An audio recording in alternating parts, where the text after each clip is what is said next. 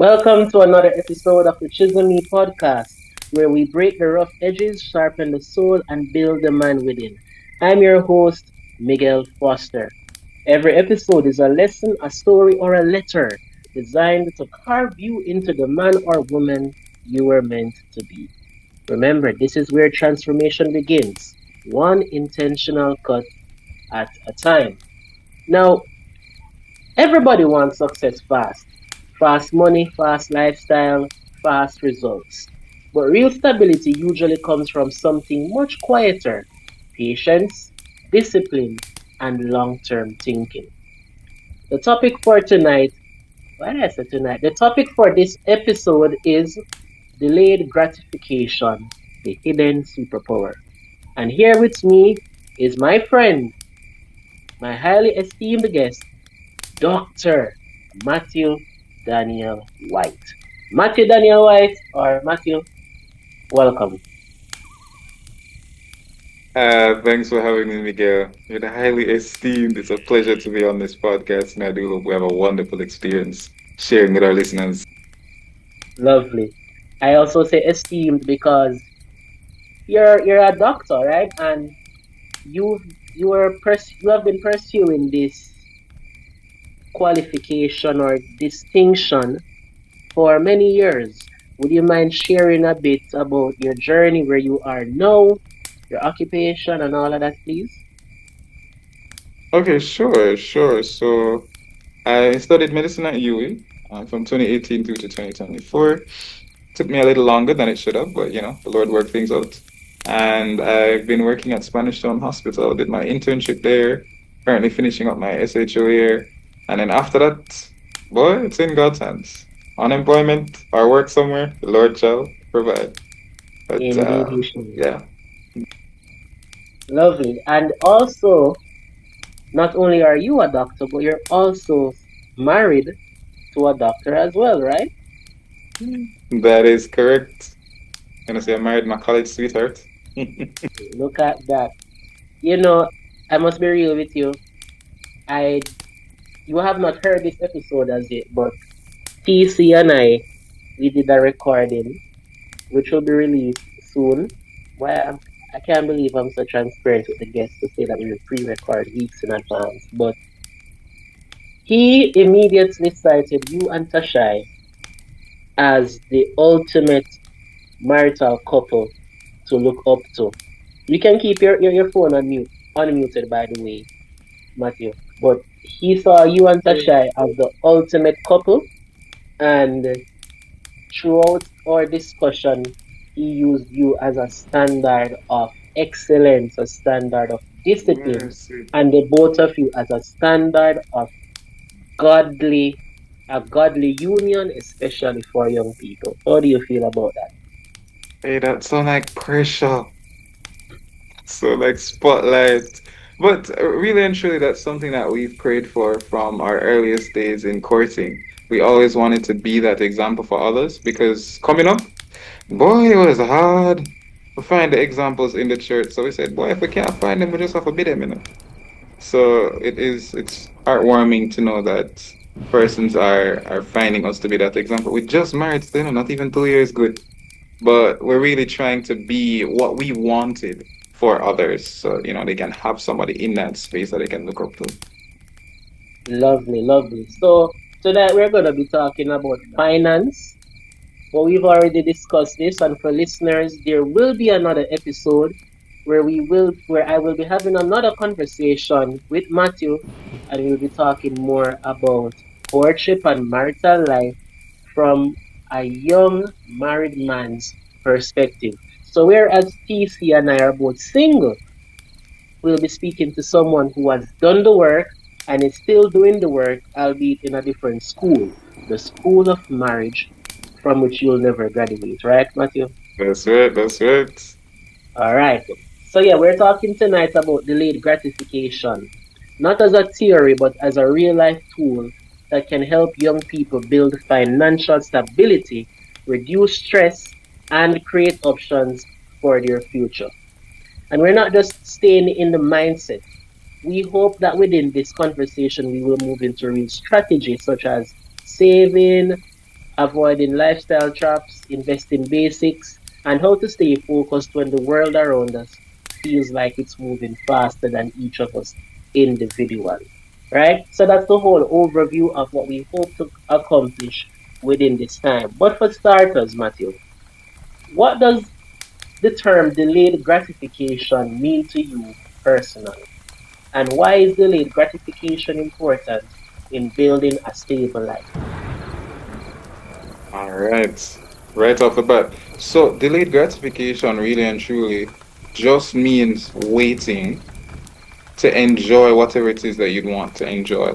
So it's holding on experiencing some pleasure, consuming something in the know, and waiting for a better time or for when you would have more of it, all of those things. And for me, I think it's just, as they call it, the hidden superpower, it's the secret to success. There was an experiment they talk about often, the Stanford marshmallow experiment, where they took like some 30 kids and they gave them two choices. So they'd get like a marshmallow now, or if they chose to wait, say, what was it, 15 minutes? Can double check. They would get, let's say, two marshmallows later. And some of the children chose the one marshmallow now, some chose the two later. And they tracked those children later in life. And it was a US based study, Stanford thing. What they found was that those children who could hold off on consuming that marshmallow so that they could get two, they were, how it go? They had better scores in school.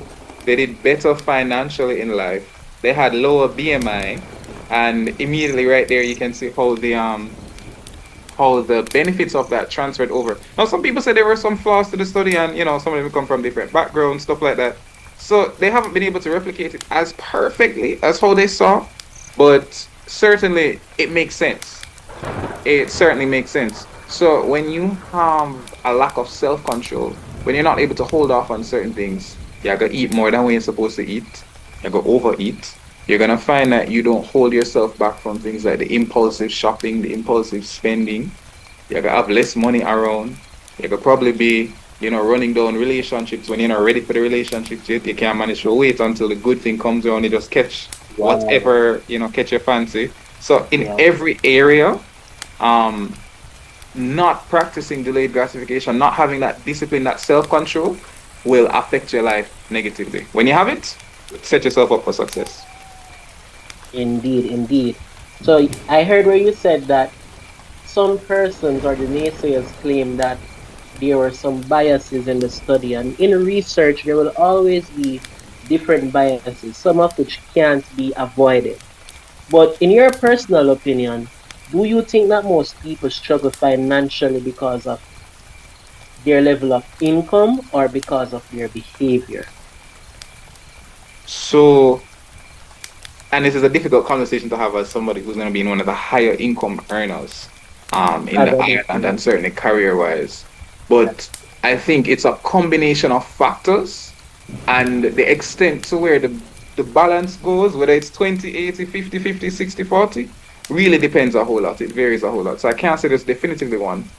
I'll first acknowledge that there are systemic issues that hold people back. So there are persons who want to do more, they have the ethics, they have the willpower, but the way how the system set up, it's rough. Like I'm in one of those fields where I was very fortunate. So as soon as I graduate, I got a job.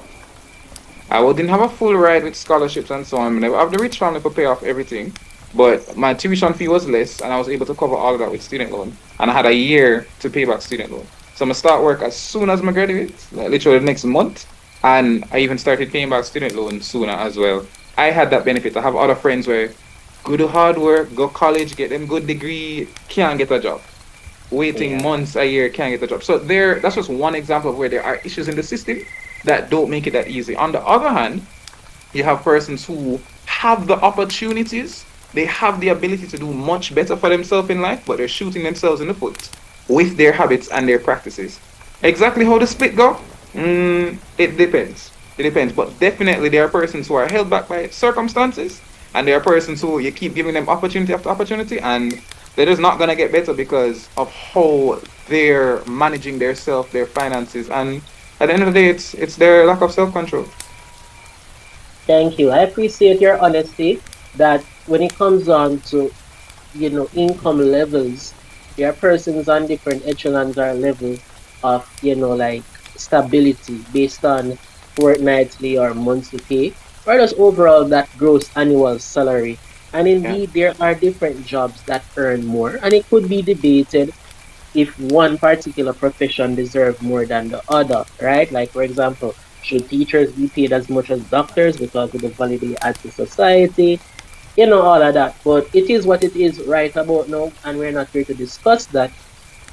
But Mm. while it is, as you said, while it is true that some persons do have it more difficult because of inflation, which we will discuss, at the same time, there are persons who have bad habits when it comes Yep. on to money. And thus, whether they have a little or they have much, we find that there are recurring bad habits that come up when it comes on to their lifestyle. And so I would agree with you to say that it's a bit of both. It could be because of how much they're earning in relation to what they're doing, but it also could be because of behavior. And we may not be able to answer that question definitively by the end of this conversation, but hopefully we can provide just enough information for each listener to reflect and ask themselves if they have been practicing the art of delayed gratification in their lives and if they need to. Right? So, with that being said, Dr. White, let's move from mindset to real life money. I heard you talking about some different fractions, 80-20 or 60-20-20. What does a realistic saving strategy look like for someone earning an average income? All Or right. better So great. yet, what are the Mm. essential considerations that every working person, especially a young person, what should they consider? Floor is yours. Mhm. All right, so boy, I mean, I think we're both thinking of the same thing that they tell you when you have any little seminar, any little session, even at church. They're like, oh, you should have 50% of your income going towards your needs, 30% going towards your wants, and 20% going towards savings. And I think that's not something bad to look towards, but we also have to factor in as individuals that everybody's situation is different. This might not fit for a lot of people. And so you really have to tune it to your circumstance. And I think a good idea as well, like we don't do enough, actually talk to people. Like it's such a touchy topic. We don't talk about money enough. Actually, for talk to people, people who you can talk to, we're not gonna judge you and bad mind you and go send somebody for try rob you, right? Yeah. But talk to people about how much they're making and how they're managing their finances. And you will often find that well, heap of people don't even have something like a budget, So we're talking about percentages. They don't even have a budget to tell you how So much you got to just a this and how wing much it. you got to that. And as they say, what's not measured doesn't matter. So even before you reach percentages, you have to actually have a budget. You have to track your spending, know where your dollars go, so that you can then have an idea. But the allocation will vary. So I don't know if you remember some time ago, probably a year or two ago, I did a thing where I tried asking persons about how much they earn. And I'm very biased because a lot of my Yeah. colleagues are in the universities where they're graduates. So naturally, they're going to command a higher income, or at least they should. They hope to. Yeah. But I asked persons, around how much do you think they earn? What were their expenses like on different aspects? And I tried to make up some sample budgets based on that. And the results were very disappointing because the more realistic I tried to make it, is the more everybody Mm. was broke. So like I Oh, got some set of income bands, $60,000, 120, 200K a month, and we're 350K a talking month. Jamaican dollars quickly for listeners. Yeah, yeah. Jamaican dollars, so convert to US, Canadian, wherever you're listening. Jamaican dollars. I know if somebody here $60,000 a month and they think US. We ain't like that. Listen. And the, But the, the continue. interesting thing with all of that is the more money the person makes, is the more broke they became. Hey, And that hey, probably hey, hey, factors into. don't move too fast. We Listen, soon we'll going to jump the ahead. topic of lifestyle That's inflation, but we're not exactly what there I was as going to yet. talk about. We're not there as yet. So realistic um, saving but strategy, so, continue. so suffice it to say, that's the ideal situation, I suppose, based on whoever came up with it. But in reality, a lot of persons earning less than say 200 grand, they just don't save because they don't even have the room to save. They can save, yeah. Yeah. So And what actually, ends up just a happening? starting salary, just heading or entry level jobs, most entry level jobs are like 150,000 to two I hundred was and thinking fifty around there. thousand. And Yeah. government jobs are the ones that would guarantee you, say, 250 entry level, because teachers Entry level. get 250 gross. And then you think Ah, of yeah, that's what we like it. and all those other stuff. So they're basically they have like 180, I think, net. So let's say no more than 200 indeed. Yeah. And if you live in Kingston, rent is crazy, right? Depending on the Exactly. type Like of lifestyle you it's that's want. why it's so multifactorial that I don't think you can prescribe a simple percentage rule for everybody. Sure, it makes sense in your mind, you know, don't spend more than a third of your money on things that are just wants, things that are non-essentials that you can do without. That makes sense generally. You're True. gonna find a True. lot of people, all 75% is already needs just based on those factors. Like rent in town is so much more than rent other places. Or Yeah. depending on what you're comfortable with, your standards are. So I'm sure you remember as a college student, you know, you can be living in tavern for 30 grand a month. Or Somebody less. else, you know, or less, or 20. Some people are about 15 because they're sharing. Try find Yeah. that anywhere else into. Yeah, look, 150, 55, 60 for It's a share a can house with somebody. You know, so Yes, it's imagine the fair, money yeah. you're earning already rent alone. Don't even talk about mortgage. Rent Yeah. alone. But it's like persons earning 200 or less. It's very difficult for them to be eligible for a mortgage. Even that is Right. difficult in Jamaica because you have to save up a certain down payment. Hmm. Do you have to have credit as well? I'm asking you. From what I've found, no, we haven't quite reached that stage in Jamaica. It seems where they are like the US, where you have to have borrowed enough and proven that you're a good spender, have a good credit It's score. so So difficult to even borrow in Jamaica. That's another problem I have personally.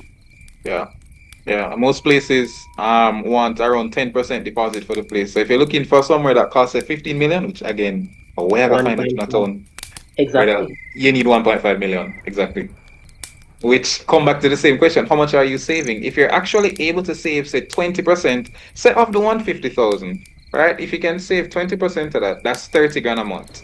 So if you're saving 30 grand a month, and let's say you want a house for 15 million, I think that's not too much. But saving 30 grand a month, it's going to take you 500 months to save that And deposit. It's and you know that the price is gonna just go up and up and up. going to skyrocket in that time frame. Yeah. That's Yeah. I 40 have years. something to share with you. Go on, go on. In 2023, when you had recommended me a book. By the way, Matthew loves to recommend books and seminars Is to that people. the richest man And in Babylon? oh yes, I was just going to it because Yeah. when Matthew and I talk about anything, be it relationships, finances, he's always like, Miguel, watch this YouTube playlist. Miguel, read that book. And I took the time to read the book, The Richest Man in Babylon. And right now in front of me, I have notes that I wrote from that Hey, book. About 3 pages of notes from the book. love that. And the first thing that it said, 7 cures for a lean purse. It said, save at least 10% of all that you earn.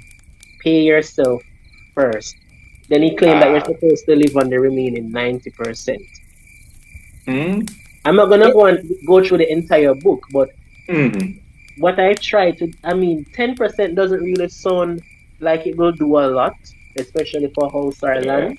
yeah. What's But the start? learning to pay yourself first really does help, because if you live in the anxiety of, all right, month end come, I need to tackle the bills, it's like the relationship to money, I think, becomes largely skewed, where we Mm, look at money as this great villain looking to just it's, control our lives, whether on the part of fear or on the part of greed. We don't look at money as a tool. So when it says pay ah, yourself first, I think saving at least 10% of your money, no matter how much, is a form of self care that all persons need to practice. yeah. Got the whole way I live paycheck to paycheck, you know. So Yeah. I have to do something about it. Something gotta give though. Something gotta give. That's something that I had to learn, a hard truth. Something has to give. I can't go to alright, I'm not in Jamaica, but I can't go to Burger King. twice a week, for example. Or I can't buy a juicy patty every day for lunch, you know? We have to So, cook, cook and carry to work. yeah. You know, when you can carpool, you carpool. You know, these are Mm, ways that we have to save money as young persons if we want to reach a yeah. certain level. But again, that was just a thing I was bringing up. You're Yeah, the man, I have expert. plenty You're the to one I say on want to those, you go know. through. Repeat? I was like, wow, plenty to say on those. You just when you ask the right questions, man, yeah, man, I have much to say. Sure. Now, what are your thoughts? And what are your so you said 50% should be That's what needs, I'm saying. 30% wants, and what is 20% it? savings, And 20% savings. which you can General, subdivide into savings and investments if you'd like. lovely. And we're Yeah. gonna get into investing soon. Mm, Now, yeah. what are your thoughts on saving an emergency fund? How essential do you think it is for each person to To have an save emergency fund. yeah, like a 3 to 6 months of emergency funds? So I think it really depends on what your social support network is like. What do I mean by that? If something goes wrong, who can you rely on? Who can you turn to? Are you alone in this world? Or do you already live with your parents? If you're actually sick and they're hospital, and mommy and daddy go carry you out hospital and, deal with whatever medical bills. You bust up your head and them say you need a CT scan of the brain for $20,000 and them don't have it at the hospital. You have to pay for it. Who's gonna pay for that? That sort of thing. You crash, whatever happens, you know. Do you have relatives overseas who can send you money? Are you living with a partner who has that sort of thing? Like, what does your safety net look like socially and financially? That will help to determine what your how what exactly you need to do in terms of priorities. And I say it that way because my thoughts have actually changed on this. So when I was younger, I say younger, like my older, right? Like 3 or 4 years ago, I was very gung ho in trying to invest as much as possible, save as much as possible. So it was actually Advil that introduced me to some of the financial stuff. And then I went and read that book, Richest Man in Babylon. I probably was 100 it recommended, something like that. And I was like, whoa, I need to save as much as possible. And then when I did that, I was like, wow, I saved, I put it in something with COK, and they gave me like 5-6% interest after the year done. And I was like, Wow. okay, that's nice, but my ears I could be making so much more on the stock market. So now every dollar I make, more I'm gonna run it down with stocks and learning how to invest. One bigger thing. Not gonna get too much into that. But at the time I started saying I'm not gonna have an emergency fund. My emergency fund is gonna be my shares. If anything happened, Yeah. I gotta just sell some shares and go through. And Right. then I started talking to my wife and she was like, you're mad? We're quoting at the time, right? You must be Mm-hmm. mad. Because imagine something got happen, or you have to sell at a loss and you lose 30% of the money for argument's sake.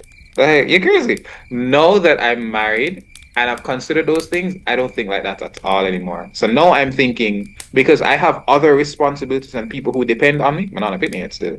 But Yeah. me can't go tell my wife, yeah man, we're gonna wait on paying those medical bills because my shares they're a little too low right now. I need them to go up. So no, I think for sure you should have a 6 month emergency fund so that if you're faced with the prospects of unemployment, you can weather that storm. And that 6 months should be your ideal standard. Now, based on how much you're making, you might cut it down to 3 months, depending on how much you're making versus how much support you have. Because maybe you don't need an entire 6 months that you can survive unemployed or without an income. But it really comes back to what you have. Us, we also have a lot of family. Like, me sure say if we get now a big accident and we literally can't work because we lose a foot them or we on them, our parents will be able to support us. Both parents, both sides. So it's not as much of a necessity for us, but we want to have some amount of that financial independence where we don't have to run to mommy and daddy as soon as Mm. life gets rough. And I think that point is also so very important when it comes down to the budgeting conversation and how much you're reasonably able to spend. Because a lot of us don't realize that some people make minimum wage and are saving more than you are, making Trust me. your 150 and 200K a month. Reason being, they're not paying a rent, they're not paying a light, the light bridge, they might use one standpipe for water or things like that. And because they have so much social support, they're actually able to minimize their expenditure in certain areas. They can also get away with certain things that you can't get away with because Mm. they'll come after you. But yeah, you I find a would, man that make yeah. 64 grand a month and can save 5 grand every month, whereas you make 120 and you're broke. In fact, you're in debt. So I just Yeah, say that to say you have to look at your situation. The ideal, I think, should be about 6 months because it takes a while to find a job if you lose your job. Happened to my mother in COVID. She lost her job. She was out of a job for months, you know. And we never have financial safety net like that at all. Similarly, my wife was out of a job for about 2 months when she finished just because she couldn't find work when her contract ended. And those are real situations that you have to look into. So I mentioned how my mindset changed from no emergency fund, everything must save and invest to no, you definitely need a safety net. But also how much you aim for depends on what kind of support you have, how much risk you're willing to take. But I think between 3 and 6 months, as I said, is a good thing to look at and you adjust based on your situation. yeah. Again, some things have to give. Quickly, I was talking to a local here in the country that I'm staying in, and the person was noting that Jamaicans have this way of living frugally in this Mm, country. They have a way yeah, of they eat bad, they dress bad, they just live as frugally as possible. But whenever the fortnight come and they get the pay, straight to MoneyGram, straight to Western Union, all the money sent back to Jamaica to build up for the future. And yeah, they were kind of decrying the fact that they're not recycling the money in this country but bringing it back. But again, there are many persons here and even in other places that they aren't earning a lot. But when you see them build a house or you see them buy a car or all of that, it uh, not just comes so. And a hard truth I had to congrats. learn. Your monthly salary, it might look big on paper, but if you live a way where, okay, this 1 month salary is going to finance that trip solely, or it's going to finance a car solely, and you have nothing, it's like you are worse than the person who is earning minimum wage because like that's a lack of discipline. So really and Yep, truly, it's important to build a safety net because you never know. It's like living hand to mouth as somebody who can save and can do better. It's no different from a man going to the casino and putting it all on black, in my opinion. yep, And yep, again, yep. that's something that I had to learn and realize that no, Miguel, you can't live Yeah, so forever. You have to do better. experience. Listen, I heard a statistic. I can't remember if it was US or Jamaica, was something like probably more than half of people, like they can't manage not having an income for a month.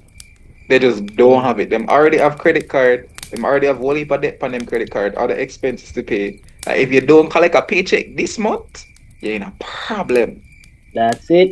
A credit card looks attractive, but that's a thing that it's easy to get into, hard to get out of. That is the So, next one. When you like, start talking about debt, listen, Bible trust said me. the borrower is a slave to the lender. So, people should be careful about getting credit cards, even though I understand credit is needed in first world countries and all of that. Like, Yeah. learn how to have discipline with your monthly or weekly or Yep. fortnightly earnings first before taking up a credit card. Because I'm Yeah. telling you, more money does not solve the mindset when it comes on to money. Let me explain. Before I finished Mindset, such a big deal. university, before I finished university, I was working a job, and let's say I was making $120,000 a month, right? Now, from somebody who was earning $0, wait, let me pull it up. I was earning $60,000 one place, right? Mm. And I'm not gonna talk about where I work, what I was doing to protect persons. I was earning $60,000 at some point before university finished. And when Man, I think it, that to me was a lot of money. As me get the money, me buy clothes, me buy this, me buy that. I was living with my mom. you're not gonna talk about the car. I had no, oh my, let's not talk about the car. I was like, yeah, I'm rich. 60,000 was $60,000. Then With eventually I started working at a place where literally I was making $120,000 and I just got it rich. Two times what I was mm, earning. Again, the first month, straight on Amazon, me buy this, me buy that. Rent was like nothing. And then within that time, I'm like, you know what? I shouldn't be living in Tavern anymore. You know mercy, what? Let me move in Ligani. mercy. Bigger Whew. place, more Mm. money, live nice. Yeah. And then I found that what I thought would have solved everything turned out to be no different from before because I had more obligations. when I was moving up so quickly that I wasn't setting up any safety net or anything like that. Then when university finished and I started working now as a teacher, and if who know where I work. When I got the Yeah. first paycheck, the pre-train, the pre-graduate, because my degree never come through. I miss the money again. Rich, got what? More money. We're looking at like 180. Oh, You know, from 120 to up 180, I say there. rich. It's a big deal. So we say, all right, you know what that mean? Time for floss. Time to, time for me own a house now.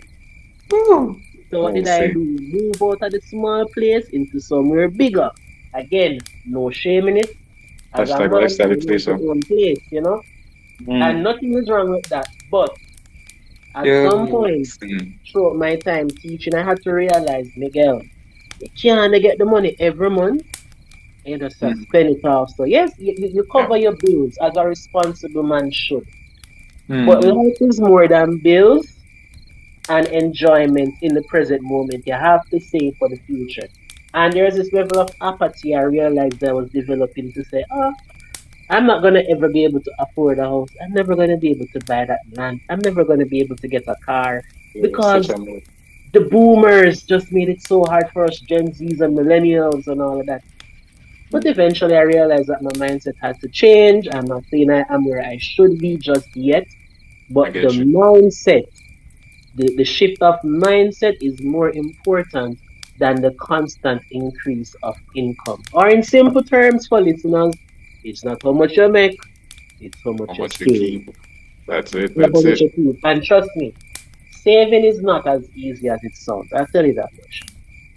Because I'm actually doing a study on it right now, personally, about different and how different environments and mindsets shape person's relationship to money and Mm. saving. While it's talked Such a about big deal. often, what a lot of persons will not admit is that they struggle with savings because of Yeah. trauma, childhood Yep. trauma, or even Yeah. other environments. I'll just give a preview of It's. my study, the Mhm. psychology of scarcity. Oh yes, that's the word. That is the word. The Yes, scarcity mindset. Mercy. Match up as black people, you know. trust Gotcha, me. And gotcha. that's something that I've intentionally been working on and confronting. I'll soon publish that though. But we're talking about the opposite, lifestyle inflation. Matthew, how do you recommend that persons avoid Lifestyle lifestyle inflation. inflation when income increases? Well, you just talked about your story. And I said, I think the biggest thing really comes down to understanding yourself. You know, the Bible talks about when Paul said, I've learned in every situation wherewith to be content. And Yes, basically say, yo, I have it and sometimes I never have it. I've been there, done that. But he's learned through God to be content in whatever situation it is. And I think that's really a key point. Whether you're religious or not, Christian or not, um, you really need to have a purpose and you need to be able to work towards that purpose and say, okay, I am willing to undergo this temporary discomfort so that I can get to that goal that I have in mind. If you want to save up all for buy one car, so you have to cut back on something so that you can save. That's what they taught us in econ. You know, saving is just part of your production that you don't consume. You work, you make a certain amount of money, you can't yam off all right. You keep back some so that you can then have something to put into the future. So the first thing is mindset. You can't have some of those negative mindsets that will destroy you. So one idea is that, boy, you have to treat yourself. Once you start making money, deserve to be able to spend more or command certain things. And it's something you really have to guard against because everything is relative. When you now make the money, walking 20 minutes in the sun, not coming like is nothing. nothing. You see it for Yes, save the bus fare. When you start make some more money, and like, sure, look at 250 for the taxi. It adds up. It adds up. So one of the biggest things is having the right mindset and saying to yourself, hey, just because I'm earning more doesn't mean that I'm gonna start spending more right away. What I should do, well, I strongly believe in tithing, right? So definitely your tithe are gone up. I'll I touch think on your that. offering Yes, will come up a little bit too. Big things that the Bible talks about how the Lord will pour you out a blessing. There won't be that room there enough to shall not be receive room it. to receive it. Yeah, That's it. But I also think what you should look towards is when you start make more money, how can you increase your savings? Increase your giving and increase your savings right there. So Instead of if you had whatever increasing goals working your toward, assets. sorry, my computer did make one noise just now, but whatever you said, yeah, that. All right. Yeah. Instead of Yeah, yeah. increasing your assets, look at increasing your saving. Yeah, that's it. Because You most give of more. us give more, save more. So what you should be saying is, okay, I have certain goals. Now that I got the promotion, I got the different job, I got this extra stream of income, how can I reach those goals faster? Because I'm sure your goal is not to buy a KFC 3 times a week. Oh my, You or have every a day. bigger goal than that, or you should. If you don't have a goal, you're just living life purposely, then you're gonna just do what pleases you in the moment. But when you have a higher goal that commands your attention, then you can be willing to sacrifice for that goal because you think it's worth it. And that's where the big thing comes in, keeping that goal in mind and then running away from the mindsets that say you have to keep up with the Joneses, keep up with the neighbors, keep up with the Mm, friend that want to buy this new thing. I want to go Starbucks every which time. I want to go out every Friday, every Saturday. Like you have to say, no, I have a purpose, I have a goal, and I'm gonna stick to that goal. I'm gonna resist the temptation to do the other things, while at the same time, it don't mean so you can't treat yourself, but you treat yourself within reason. And you should probably also be moderation. intentional about having something that you use to treat yourself. Because it's a mentality thing. If you feel like you're just a suffer and a struggle all day, every day for months and years, then when you finally get the opportunity, you just make everything bust. You're just gonna feel like I've worked so hard for this, like I deserve something more. So you can treat yourself, more frequently, but don't overdo it. Don't Sure. overdo it. And recognize that boy, there are many persons who start earning more and end up saving less than they did before they got the increase in salary. So Mercy. you have to know that Or that's a even thing. side less. Yeah, that's a thing. That's a thing, and you have to take proper measures to save against it. So one example I tell persons, do I tell people? I tell them in my head. Anyway, if you have a debt paying off, which you should prioritize paying off as soon as possible, whatever debts you Student have, loan especially high mainly. interest debts. Yeah. Once you pay that off and you no longer have to make that monthly payment, treat the additional salary or the additional income like it's not there. That's what I Mercy. tell people. Like you I were love that. used to a year of paying this amount to student loan, paying this amount to your car loan. You've been living like that all along. You get extra money, put it in the saving, just tuck it away. Don't even look True, on it. true. Just Yeah. tuck it away and continue like you were before, working towards whatever goal you have in mind. I see when you have a goal, you have a timeline, it makes things Mm, easier for you because you're not struggling forever. You're not struggling just for struggle's sake. Say within 2 years' time, I'm gonna get the car I want, I'm gonna get the house I want, I'm gonna be able to afford the tuition fee, when I save up for, come on, go back to school and better myself, stuff like that. So, right mindset, avoid the negative mindsets. Don't listen to people who tell you, say, know that you're making more, you have to do this, you have to do that. You can't afford for XYZ again. People oh like, oh, you have man. to drive a certain car because you have a certain job. Not a thing, no go so. I was gonna touch on that, how Oh, much of surround I was yourself with gonna the right people. Yeah, yeah. man. It sounds like that, yeah, sir. I was gonna ask you how much of modern financial stress is actually lifestyle comparison. Comparison is indeed the thief of joy. And I remember about 2 years ago, we had this popular thing in Jamaica about how can skate on the toll, beast over leaf. Listen. And I was a part of it, like when I left school, my when I left university, I told myself within a year I'm gonna get a car. And I took on a loan, still have it to this day. But uh, I'll confess something. I really wanted to buy a second-hand vehicle. mhm.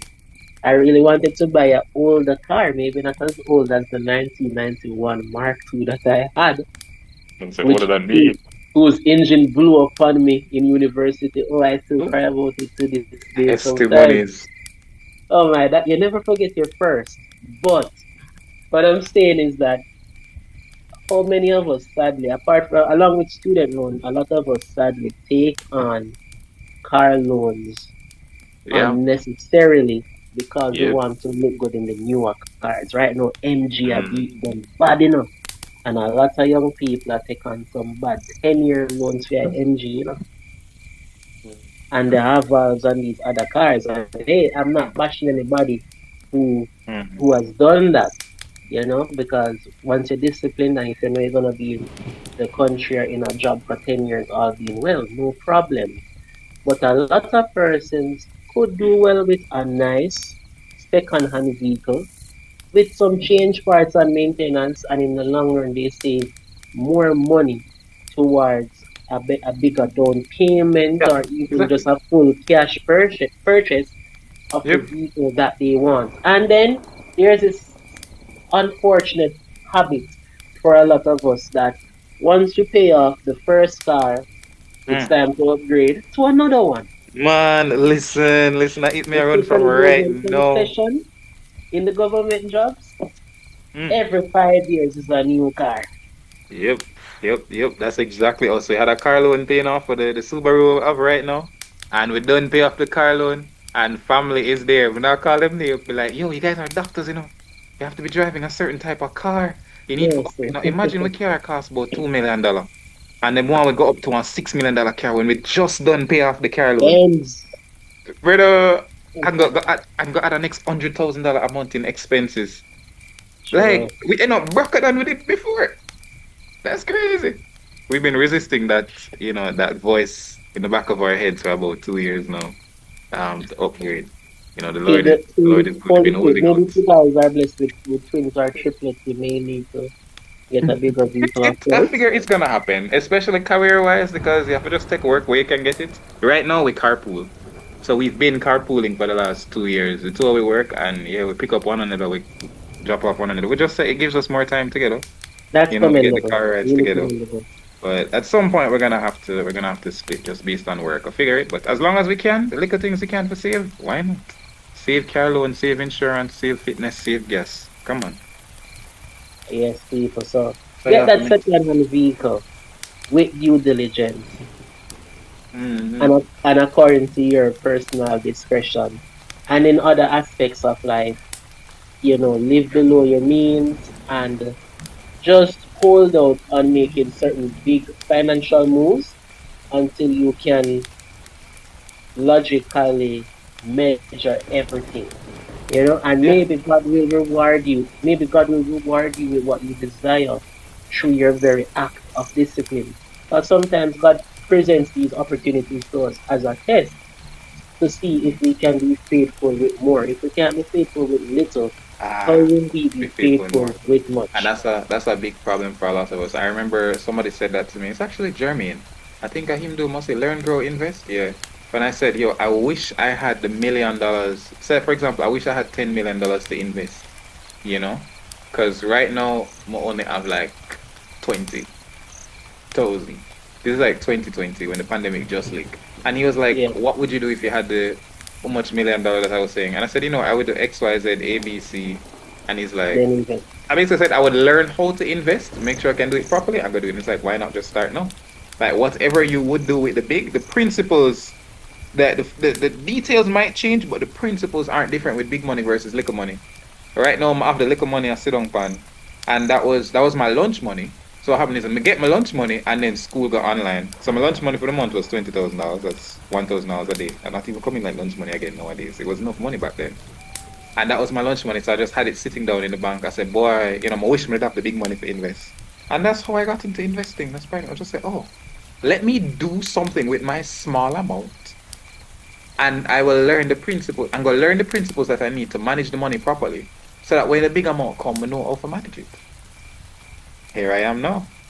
Indeed. I'm not making 20,000 a month, but yeah, I had to learn some of those principles back then, and it's a really big deal because for a lot of persons, the mentality, the mindset, it beat them bad, and if they can't get over that, you can give them $1 million now, and just like the lottery winners, where they say most lottery persons within 6 months they're back to where they were before or worse Yeah. off.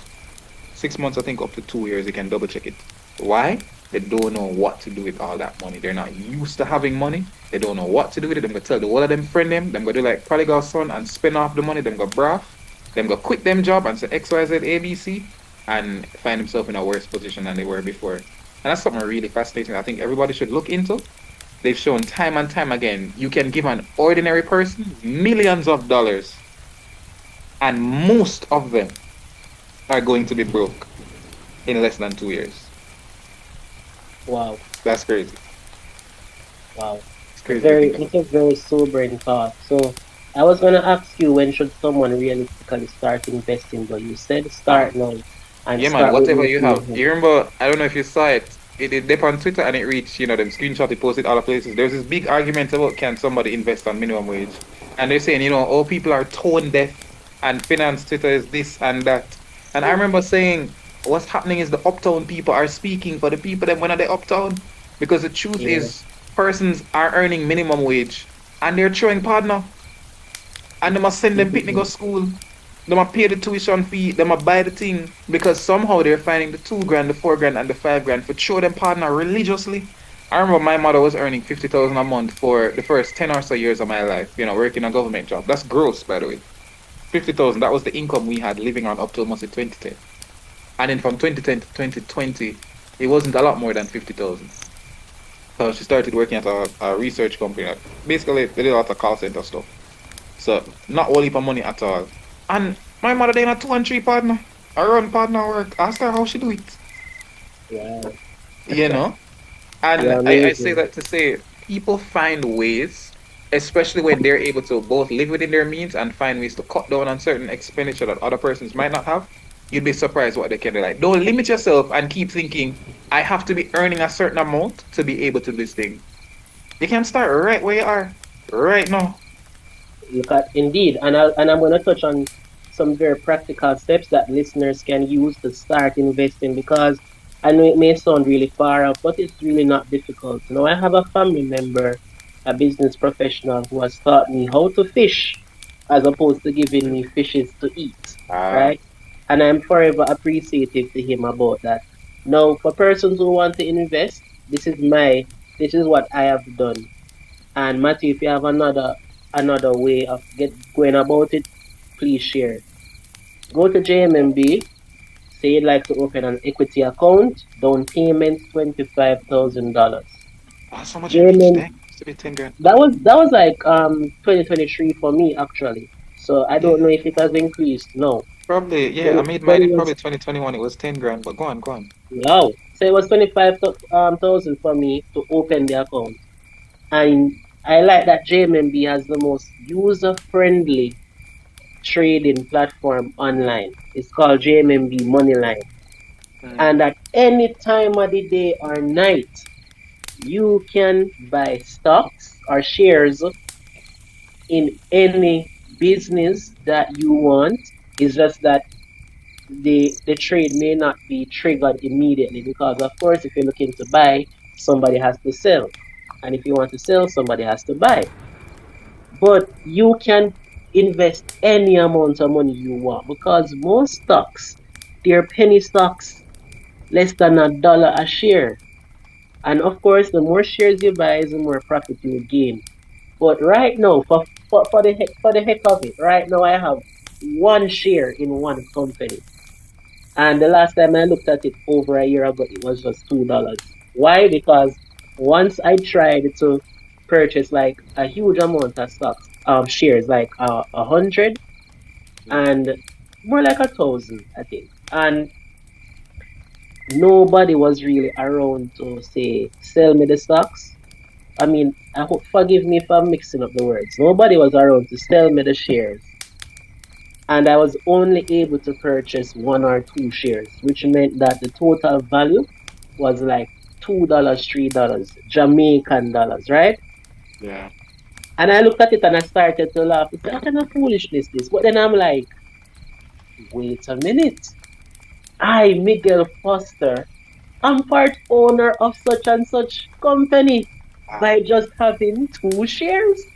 You can And if go I to AGM, you can and if, vote. and You if know what I I mean? hold and if I hold those three if I hold those two shares for the next 30 years, it no matter, I have a say in what goes on, even if I'm not around the biggest table.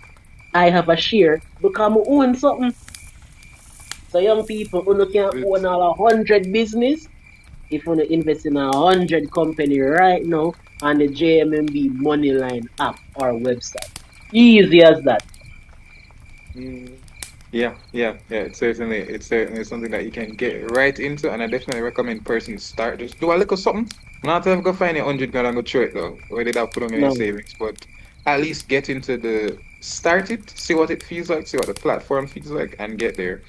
Um, And the mindset is important, because the yes. Jamaican the Jamaican Stock Exchange, while it is highly lauded for being one of the most, what is it, stable Uh, stock markets. they had a lot of growth, particularly I think in 2019. I think it was the stock market that showed the greatest growth. Something like that. So like the percentage by which the overall market went up was the highest in the world at the time. And that's possible when you have a much smaller market.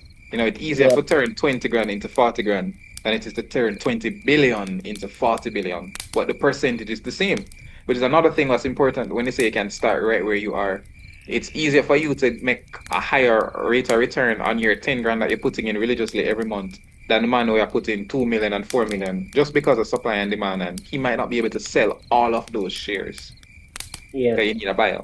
But yeah, So I look at the Jamaican Stock Exchange as more important for like long-term investing than the short term, because I know, of course, some people live off it, where you were saying before you got married, you would invest and look to get a quick profit, sell and move up, right? That actually works better in the US markets. But if you want to save something long term, you can invest in the Jamaican Stock Exchange and the mm, different companies or businesses that are involved, and you'll find that it will accumulate over time. yeah, And it would be yours unapologetically, unlike when you actually a partner and you have to wait a much months for your job and all of indeed, that. indeed, So indeed. that's something to definitely consider. So as we close, Matthew, do you have any final words of Alrighty. encouragement to individuals who may be struggling? Because admittedly, a lot of people probably feel drape up, and to be honest, I probably drape up myself a lot before this recording. So no catch me by surprise. But what encouragement do you have for those who feel like, all right, I'm way behind time, or they feel like they're living a lie? I'm this employed individual. I'm living hand to mouth. Sometimes the hand not even reach the mouth. Well What said. encouragement do you have for persons who are genuinely depressed because of their money situation? Well, what a time! I saw the time done so fast. Yep. Listen. There's so much more we could say. Um, Yeah. all right. So, all right, let me address that and then say the one thing I had wanted to say when you mentioned the purchasing of stocks. So, you have to have grace for yourself. So, they say in Alcoholics Anonymous, the first step to getting over a problem is to admit that you have one. When you're able to recognize that you are the cause of some of your financial problems, if that's the case, then it feels terrible, but it's a great step. Because once you've acknowledged that, then you can move into the stage to do something about it. But you have to give yourself grace. A lot of us were not taught these things. Our parents never teach you how to manage money properly. Some of us Especially did. in We saw our Jamaica. parents doing it, but especially as Jamaicans, as Black people, we people can study. We have financial trauma sometimes. And Miguel, the talk about the scarcity mindset. We don't have the time to get to it. Give yourself grace. You most likely did the best you could with the tools you had. Yeah. For a lot of us, we just didn't know better. We never learned the True. self-control. We never learned the delayed gratification. It's not something we practice, and that's just how it is. And what you have to recognize, though, oh, I say this to Miguel all the time. You can't do better than what you know. Mercy. Yeah, And I appreciate you as a friend for those advice you've given me privately many times over the years. yeah, yeah, man. Always, man. So I say that to say that you can beat yourself up for saying, "Me should have do this, me should have that." If you never know but better, oh yeah, that got to better. You just never know. You just never know. So now that you recognize that you're not where you should be, now it's the time to pick yourself up and start saying, okay, how can I learn to manage my money better?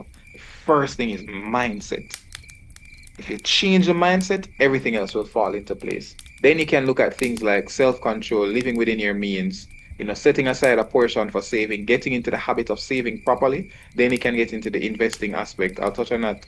I think what's the safest thing for most people who haven't yet the time to really dig deep into it, study into it, just go find a mutual fund. Like when I checked it out in my time, Barita had the best growth rates overall, somewhere like 8, 9, 10% per year. It was better than what we're seeing other places. Mutual funds, what you do is you give them your money and they go and buy stocks for you.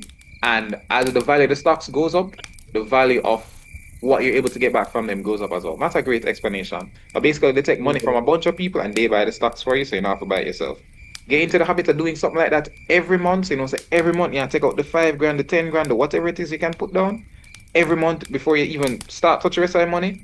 Your tide come out, your savings come out, your investment come out. You get into that habit. That's an easy way to start. Watch the wealth grow over time. I have to make a shout out here to Grow, which I did. It's a course that Randy them run, Grow Rich with Research. Have to mention that if you want to find out more about them, check out, I think it's Earning Season. There's the Earning Season podcast. It's on YouTube, it's on Apple. They're still doing a break talk, mostly Friday evenings, but that's Sabbath time, so I'm not really get for joining, but I watch the recordings. They talk a lot about investing on the stock market and some other things, so you can learn a whole lot about that. You can go check that out. But for most people, the easiest thing is just go invest in a mutual fund and watch the money grow. Mindset, we said, is very important. Managing your expectations, managing yourself, how you spend. And the one last piece of advice, because my sister, the time gone, it's been an hour already. That's crazy. For Yeah. most people, your best investment at the start is in yourself. You have to increase your ability to earn money. That's how most people are. So for most of us who work a salary job, 9 to 5, 8 to 4, we trade our time for money. That's what we do. So you need to get to a stage where the value of your time becomes greater. And whether that mean going back to school, go learn a skill, go do on side hustle. Everybody around on cake sale, fish fry nowadays.